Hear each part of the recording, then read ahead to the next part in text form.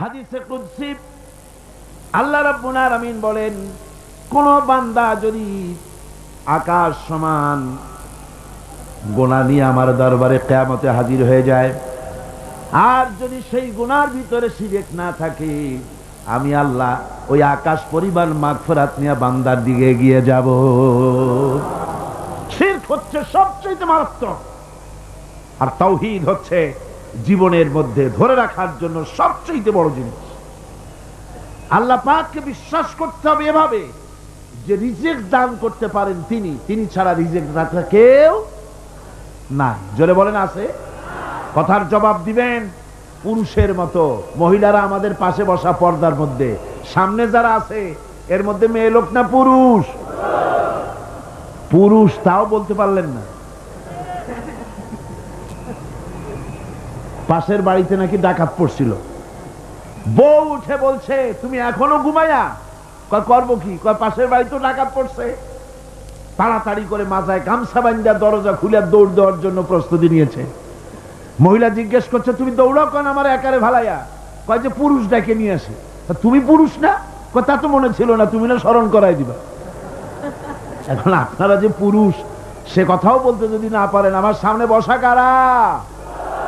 জবাব দেবেন পুরুষের মতো, ইমানদারের মতো, মুসলমানের মতো।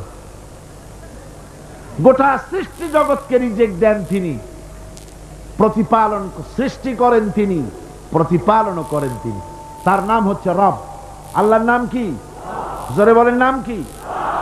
এই জন্য কোরআনে কারীমের ভেতরে আমরা আল্লাহ রাব্বুল আলামিনের সূরা ফাতিহার ভিতরে শুরুতেই আমরা বলি আলহামদুলিল্লাহি রাব্বিল আলামিন। সবাই পড়েন আলহামদুলিল্লাহি রাব্বিল আলামিন। রব্বুল আলামিন কিন্তু রব্বিল মুসলিমিন নন শুধু। আলহামদুলিল্লাহ রব্বিল মুসলিমিন শুধু নন, আলহামদুলিল্লাহ রব্বিল আউলিয়া ওয়াল মুত্তাকিন নন শুধু, আলহামদুলিল্লাহ রব্বিল মুরসালিন নন শুধু, আলহামদুলিল্লাহ রব্বিল আলামিন। তিনি সকলের রব। সুতরাং তিনি সৃষ্টি করেন আর সৃষ্টির প্রয়োজনীয়তা পূরণ করেন, প্রতিপালন করেন, বর্ধিত করেন। যার যা প্রয়োজন। রব শব্দের অনেক অর্থ আছে। সোজা কথায় আপনারা যদি আমাকে প্রশ্ন করেন, এক কথায় বলে দেন রব কাকে বলে, তাহলে আমি এভাবে জবাবটা দিব যে যাহার যে জিনিসের যখন যতটুকুন প্রয়োজন তাহাকে তখন সেই জিনিস বিনা দরখাস্তে যিনি পৌঁছে দেন তার নাম রব। এরপরে আল্লাহ রাব্বুল আলামিনের এই তাওহীদকে, এই উলুহিয়তকে, এই রুবুবিয়তকে বোঝাবার জন্য অসংখ্য পয়গম্বর আল্লাহ পাক পৃথিবীতে পাঠিয়েছেন। সে নবীদের সংখ্যা কত আমরা জানি না। কোরআন শরীফে মোট 25 জন নবীর নাম এসেছে। বাকি নবী রাসূল যারা আছেন সকলের প্রতি আমরা ঈমান আনি। লা নুফাররিকু বাইনা আহাদিম মির রাসূলি, আমরা নবীদের মধ্যে কোনো পার্থক্য সূচিত করি না, সকলের প্রতি আমরা ঈমান আনি। এখন এই যে নবীরা পৃথিবীতে আসলেন, সমস্ত নবীদের দাওয়াত ছিল তাওহীদের দাওয়াত। দাওয়াত ছিল কয় রকম? চিল্লা এখন, নবীদের দাওয়াত ছিল কয় রকম? এক রকম। বিজ্ঞানীদের কথার সাথে কারো কথার মিল হয়নি। একজন বিজ্ঞানী বলেছেন মানুষ পেট সর্বস্ব, আর একজন বলেছে সেক্স সর্বস্ব, আর একজন বলেছে মানুষ মানুষই না, মানুষ হলো বান্দরের গোষ্ঠী। কারো সাথে কারো কথার মিল হয় নাই। কিন্তু নবীদের কথা গরমিল হয়েছে কখনো? একজন নবী বলেছেন আল্লাহ এক, আর একজন বলেছেন না বেশি হতে পারে। একজন বলেছেন পরকাল আছে, আর একজন বলেছেন ওটা একটা বাজে কথা। একজন বলেছেন মৃত্যু হবে, আর একজন বলেন এতে সন্দেহ আছে। এই রকমের কোন কথার মধ্যে নবীদের কথায় বৈপরীত্য ঘটেছে? জোরে বলেন ঘটেছে? ঘটে নাই। কারণ নবীদের কাছে কথা এসেছে একটা অফিস থেকে। কয়টা অফিস থেকে? সমস্ত নবীরা আম্বিয়া আলাইহিমুস সালাম সকলেই এক দাওয়াত দিয়েছেন। সকলের দাওয়াত ছিল তাওহীদের, একই দাওয়াত, লা ইলাহা ইল্লাল্লাহ। লা ইলাহা ইল্লাল্লাহু মুহাম্মাদুর রাসূলুল্লাহ। সব পয়গম্বরদের নবী রাসূলদের একই দাওয়াত, লা ইলাহা ইল্লাল্লাহ, আল্লাহ ছাড়া কোনো ইলাহ নাই, মাবুদ নাই। এই জন্য যখন যে পয়গম্বর পৃথিবীতে এসেছেন সমস্ত নবীরা দাওয়াত দিয়েছেন কি বলে? ইয়া কওমি ইবুদুল্লাহা মা লাকুম মিন ইলাহিন গায়রু। সমস্ত নবীরা দাওয়াত দিয়েছেন তার কওমকে, আম্বিয়া আলাইহিমুস সালাম দাওয়াত দিয়েছেন, হে আমার জাতি, হে আমার সম্প্রদায়, এক আল্লাহ ছাড়া কোনো ইলাহ নাই, এক আল্লাহ ছাড়া কোনো ইলাহ নাই, কোনো আইনদাতা নাই, বিধানদাতা নাই, শাসনকর্তা নাই, সেই আল্লাহর দিকে, সেই আল্লাহকে একমাত্র ইলাহ বলে মেনে নাও, তার আনুগত্য করো, তার দাসত্ব করো। আল্লাহ পাক অন্য আয়াতের ভিতরে বলেন, ওয়ালাকাদ বাআসনা ফি কুল্লি উম্মাতির রাসূলা আন ইবুদুল্লাহা ওয়াজতানিবুত তাগুত। আল্লাহ রাব্বুল আলামিন বলেন, এমন কোন জাতি নাই, এমন কোন সম্প্রদায় নাই, উম্মত নাই যাদের কাছে আমি নবী রাসূল প্রেরণ করি নাই। তারা সেখানে গিয়েছেন আর সকলকে বলেছেন এক আল্লাহর দাসত্ব করো, তাগুতকে বর্জন করো, আল্লাহর গোলামি করো জীবনের সকল ক্ষেত্রে। এক আল্লাহ ছাড়া কেউ নাই, আল্লাহ হচ্ছেন এক। আল্লাহ কয়জন? আল্লাহ কয়জন? এক। আকাশ জমিন, চন্দ্র সূর্য, নদ নদী, গাছপালা, জন্তু জানোয়ার, উত্থান পতন, বিশ্ব চরাচরের সকল সিস্টেম প্রমাণ এর সবচাইতে বড় সাক্ষী আল্লাহ হচ্ছেন এক। কোরআনে কারিমে রব্বুল আলামিন বলেন, লাউ কানা ফীহিমা আলিহাতুন ইল্লাল্লাহু লাফাসাদাতা ফাসুবহানাল্লাহি রাব্বিল আরশি আম্মা ইয়াসিফুন। আল্লাহ রাব্বুল আলামিন বলেন, যদি আকাশ এবং জমিনে একাধিক ইলাহ যদি থাকতো তাহলে বিপর্যয় সৃষ্টি হয়ে যেত, ফাসাদ সৃষ্টি হয়ে যেত, বিপর্যয় সৃষ্টি হয়ে যেত। আসমান এবং জমিনে সব জায়গায় ফাসাদ সৃষ্টি হয়ে যেত, বিপর্যয় সৃষ্টি হয়ে যেত। সুতরাং আল্লাহ রাব্বুল আলামিন হচ্ছেন এক। তার ব্যাপারে একাধিক যারা চিন্তা করে তারা বড় বাজে কথা বলে, এ কথার পেছনে কোনো দলিল নাই। আল্লাহ এই সমস্ত কথা থেকে তিনি পবিত্র। আল্লাহ পাক আবার বলেন, মাত্তাখাযাল্লাহু মিন ওয়ালাদিন ওয়া মা কানা মাআহু মিন ইলাহিন ইযাল লাযাহাবা কুল্লু ইলাহিন বিমা খালাকা ওয়া লা'আলা বা'দুহুম আলা বা'দ। আল্লাহ পাক বলেন, আল্লাহ কাউকে নিজের সন্তান বানান নাই, তার কোনো সন্তান নাই, আর তার কোনো ইলাহ, তার কোনো শরীক নাই।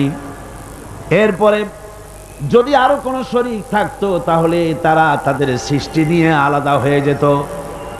একাধিক আল্লাহ যদি হতো, একাধিক ইলাহ যদি হতো, তাহলে সূর্য যার আছে সে সূর্য নিয়ে একদিকে যেত, আর একজনে চন্দ্র নিয়ে যাইত, আর একজনে জমিন নিয়ে যেত, আর একজনে আবার আকাশ নিয়ে যেত।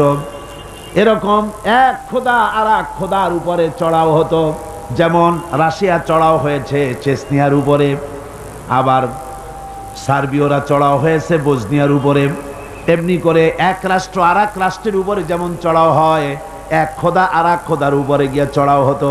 আল্লাহ পাক বলেন, আকাশ এবং জমিনে এক আল্লাহ, এই এক আল্লাহ ছাড়া আর কেউ নাই। এই তাওহীদের বীজ সব মানুষের হৃদয়ের ভিতরে বপন করে দেওয়া আছে। প্রত্যেক মানুষের অন্তরের ভিতরে, মনের গহীনের ভিতরে এই তাওহীদের বীজ বপন করা আছে। যদি সে নাস্তিক হয়, তুফানের ভিতরে যখন পড়ে, ঝড়ের ভিতরে যখন পড়ে, ঢেউয়ের মধ্যে যখন পড়ে যায়, আল্লাহ বলেন, দাল্লা মান তাদউনা ইল্লা ইয়াহু, তখন আমি আল্লাহ ছাড়া সকলকে ভুলে যাই। বিপদে যখন পড়ে তখন আল্লাহর নাম খুব তখন স্মরণে এসে যায়।